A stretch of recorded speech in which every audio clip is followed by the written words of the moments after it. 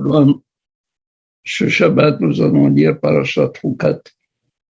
Dans Chukat, il y a plusieurs thèmes. On va voir le thème de la mort de Myriam, suivi de la faute de Moshe Rabbeinu. On va voir cela. Il est dit, תבוא כל העדה מדברסים, ותמות שם מרים ותיקבר שם. Toute l'assemblée est arrivée Midbarsin. Nous sommes à la 40e année du désert. Et c'est là que Myriam est morte.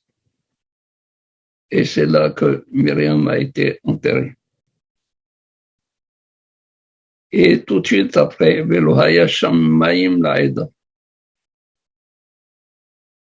Vaitzma Ha'am Lamay.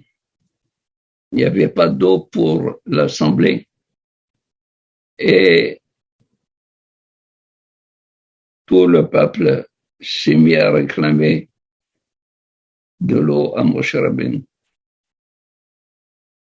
Qu'est-ce qui s'est passé? Pourquoi, jusqu'à présent, il y avait le puits qui accompagnait les Bnei Israël, d'où ils tiraient leur eau depuis le début jusqu'à maintenant. Mais avec la mort, avec la disparition de Myriam, il n'y avait plus d'eau. Les Hachamim nous disent que Batamot Sham Myriam Batikaber Sham, aussitôt morte, aussitôt enterrée. Quel est le kavod qu'on a fait à Myriam? Alors que Myriam, c'est elle qui a tout fait pour que le peuple d'Israël soit un peuple, pour que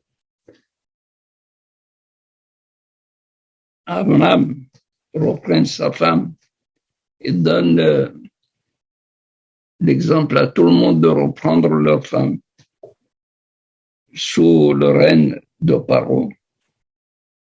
Myriam a donc s'est donné pour devoir de tout faire pour que le peuple d'Israël soit un peuple. Et grâce à son mérite, les Bnei Israël avaient de l'eau pendant 40 ans. Et quand elle est morte, personne n'a fait le kavod à Myriam. Le kavod qui lui revient, d'abord, en tant que prophétesse, c'est elle qui a prophétisé comme quoi Atida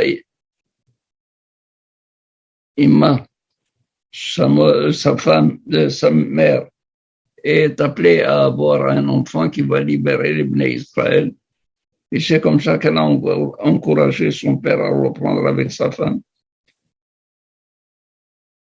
C'est elle qui s'est donnée, qui s'est sacrifiée pour Moshe Rabbeinu.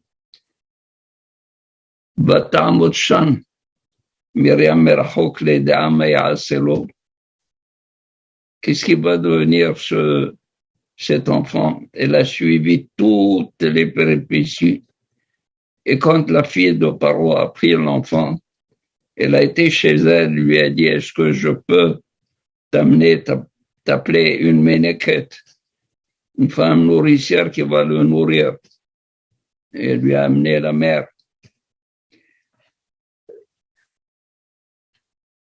On voit en tout et pour tout, Myriam s'est sacrifiée pour Am Israël.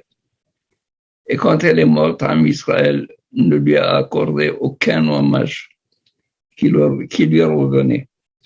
Kadosh Baruch Hu, à cause de cela, les a privés de l'eau du puits qui était donné au Bnei Israël grâce au mérite de Myriam. Eux, ils n'ont pas fait cas de Myriam. Akadosh Baruch Hu leur a pris ce que Myriam leur a donné. Vaitzma Ha'am Sham Lamayim. le peuple a eu soif. Il est venu voir Moshe Rabbeinu. Ken, Moshe, est-ce que tu veux que nous soyons tous morts, nous et notre bétail? Donne-nous de l'eau. Alors Moshe a prié à Kadosh Baruch Hu, et Kadosh Baruch Hu lui a dit,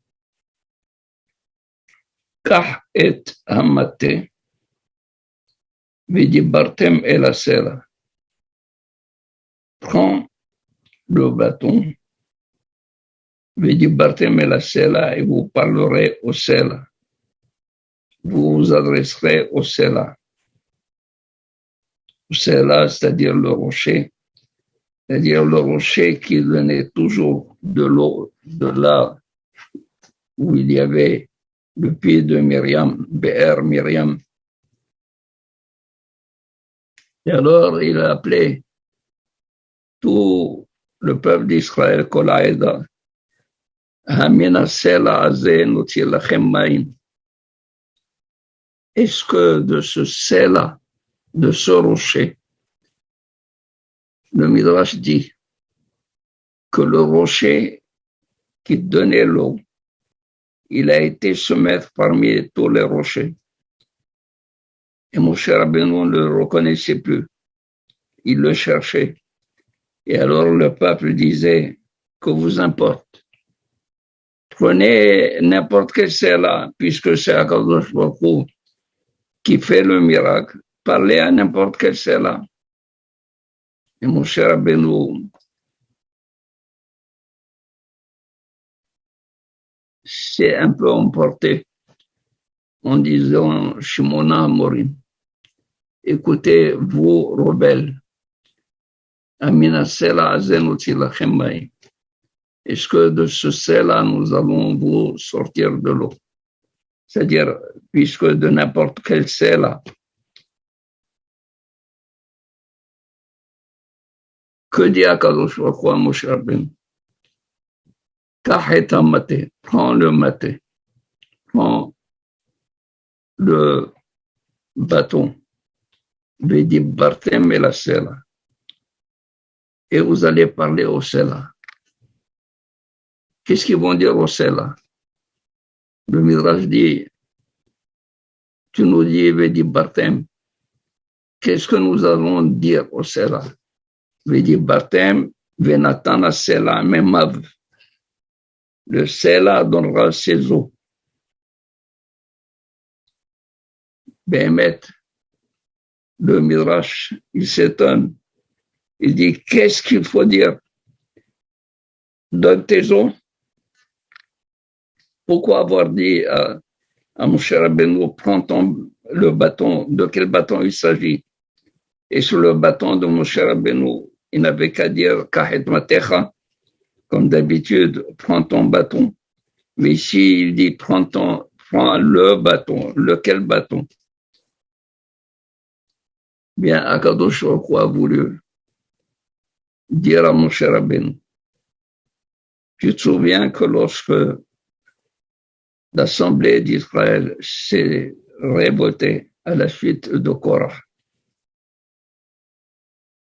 je t'ai demandé de prendre de chaque tribu, chaque chef de tribu un bâton, et tu vas les mettre dans le Mishkan. V'haya maté asher ifrah, le maté qui va fleurir, qui va donner des shekedim, c'est celui-là, c'est-à-dire son propriétaire, c'est lui qui a été choisi par Akadosh Baruch Hu. Et voici que le maté Aaron, parah, vayatzes, veigmol shekedim. Il a sorti des bourgeons et il y a eu des shekedim. Ma Akadosh Baruch Hu a demandé à Moshe Rabbeinu. Moshe Rabbeinu prend le bâton, ce bâton de Aaron, qui était un bâton sec, du bois sec, et montre-le au Sela. Il dit, lui, regarde, ce bâton était un bois mort, un bois sec. Et pourtant, il y a eu la sève. Et cette sève a produit des bourgeons et des fleurs et des fruits et des amandes. Toi aussi, c'est là, fais comme le bâton, écoute l'ordre de Akadosh Baruch Hu et donne tes eaux. Que ça veut dire donne tes eaux. Benatan Memav, il va donner les eaux. Bah, les Hachamim, ils disent, le mot c'est là s'écrit Samech Lamed Aïn. Samech, la lettre médiane de Samech, c'est même. Quand on écrit Samech, Samech, Mem, Chav. Lamed, la lettre médiane, c'est même. Lamed, Mem, Dalet. Aïn, la lettre médiane, c'est Yud. Mem, Yud, Mem, Maïm. Dans le Sela, il y a Maïm, Benatan Memav. Il va donner ses eaux, les eaux qu'il compte. Bah, mon cher Rabbeinu, parce qu'il s'est emporté. Il a dit, Shimona Hamorim, écoutez, vous, rebelles. À cause de cela, il a oublié exactement qu'est-ce qu'il fallait dire. Alors, il a frappé. Il a frappé une première fois. Le Sela a donné de l'eau en petite quantité. Il a été obligé de frapper une deuxième fois. Et le Sela a donné plus d'eau en grande quantité. Bah, Kadosh Baruch Hu, il a dit, il y a un asher lo ikdashtem oti, parce que vous ne m'avez pas du tout sanctifié. Parce que si vous aviez parlé au Sela, j'aurais été plus sanctifié, j'aurais été plus élevé, parce que les Bnei Israël, ils auraient compris que même une pierre, quelque chose d'inanimé, écoute la voix de Akadosh Baruch Hu et obéit à Akadosh Baruch Hu. Pourquoi la première fois Akadosh Baruch Hu a demandé à Moshe Rabbeinu de frapper le Sela, et la deuxième fois il a dit Vedi Bartem et la Sela, c'est que nous sommes à une différence de période, une différence de 40 années. C'est-à-dire 40 années, le tsour, le rocher de la première année, il était petit. Un petit, on peut l'éduquer même si on devait le frapper. Mais une fois qu'il grandit, on ne frappe pas quelqu'un qui a grandi. On lui parle, s'adresse à lui. Mais il dit Bartem et la Sela. Au début, il faut frapper pour qu'il écoute, pour qu'il obéisse. Mais 40 ans après, il a grandi, il fallait parler. De là, Akadosh Baruch Hu a dit Yan, à cause du fait, chez l'Okid d'Ashtemot, parce que vous ne m'avez pas du tout sanctifié aux yeux des Bnei Israël, l'otavi ou etakahalazé. Vous n'allez pas emmener, vous n'allez pas diriger, vous n'allez pas conduire ce peuple en Eretz Israël. Et c'est la faute, c'est ce qu'on appelle Memeriva, c'est les eaux de la querelle. Les eaux de la querelle où ils se sont querellés, les Bnei Israël, pour avoir de l'eau qui a coûté cher à Moshe, à Aaron. Et Badaï, Myriam elle aussi n'était pas rentrée. Donc les trois ne sont pas rentrés en Eretz Israël.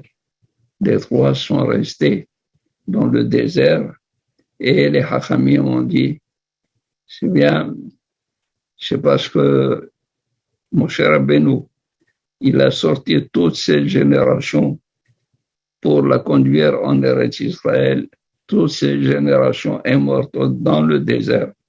Et a-t-il d'abord, dans un proche avenir, quand il y aura la résurrection des morts, Moshe Rabbeinu amènera toute cette génération en Eretz Israël. Shabbat Shalom, passez un Shabbat extraordinaire, c'est le Shabbat, la veille de la semaine de la Iloula de Or HaChaim Akadosh. Shabbat Shalom.